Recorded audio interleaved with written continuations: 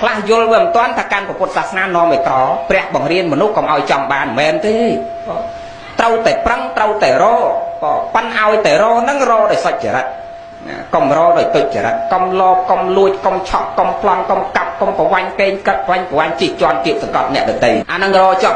ព្រះលោកឲ្យរឲ្យតែយុត្តិធម៌សុចរិតទៀងត្រង់ត្រូវតែប្រឹងត្រូវតែរមកសំដែងលោភៈនេះគឺវាចង់បានហួសព្រំដែនកាលណាយើងចង់បានអត់មានបញ្ញាគិតណានាំឲ្យមានសេចក្តីទុកដល់ខ្លួនយើងវិញក្នុងពេលណាមួយលើករឿងមករឿងទៀតចុះបងសំដែងអំពីហងនិយាយរឿងហងមួយទៀតថ្ងៃហ្នឹងនិយាយតែហងមកបានមិញហងក្បាលពីរខ្លួនមួយ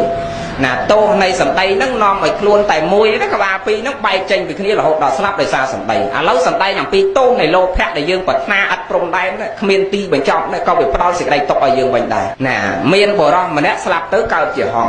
ដល់កើតជាហងហ្នឹងមានរោមជាមាសធ្លាប់ស្រាប់ហើយណាអ្នកធ្លាប់ស្ដាប់ធម៌សិតតែធ្លាប់អាចារ្យដឹងតែធ្លាប់ណាគាត់ធ្លាប់សិក្សារៀនសូត្រគាត់ដឹងណាដល់ពេលស្លាប់ទៅកើតជាហង្សប៉ុន្តែចិត្តរបស់គាត់នេះមโนរបស់គាត់នេះនៅតែនឹកប្រពន្ធនឹកកូនណាថ្ងៃមួយខំហើពីចម្ងាយមកជួបប្រពន្ធជួបកូនឃើញប្រពន្ធកូនក្រោកសត់អត់លំបាកកើតសេចក្តីអាណិតណាចុះមកបញ្ជ្រុះណាជ្រុះរោមហ្នឹងឲ្យប្រពន្ធកូនហើយផ្ដាំថាអូនយកវាទៅលុកប្រើប្រាស់តាមការគួរដល់ពេលដែលខែប៉ុណ្ណេះថ្ងៃប៉ុណ្ណេះពេលដែលអូនប្រើប្រាស់ទ្រព្យនឹងអស់បងនឹងមកជំរុះរោមឲ្យអូនជាលើកទី2ណាជំរុះរោមឲ្យអូនម្ដងមួយក្រិនចិញ្ចឹមជីវិតណា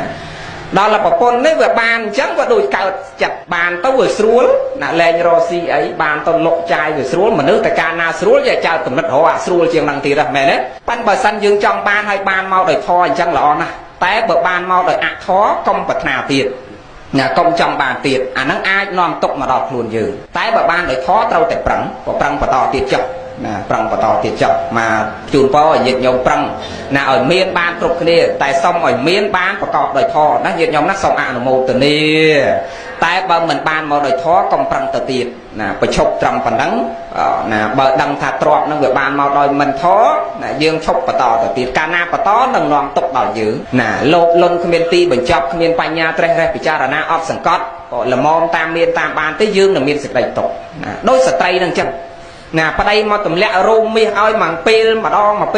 ក្រានចិញ្ចឹមជីវិតក៏បានរស់សុខស្រួលហើយមិនសុខចិត្តទេថ្ងៃមួយដេកគិតពីអ្នកកូនស្រីណាមានកូនស្រីពីរផងកំមុំទាំងពីរណាហើយពិភាក្សាណែកូនម៉ែគិតថាអញ្ចេះគិតឃើញថាម៉េចម៉ែគិតឃើញថាឪខ្លួនឯងនេះ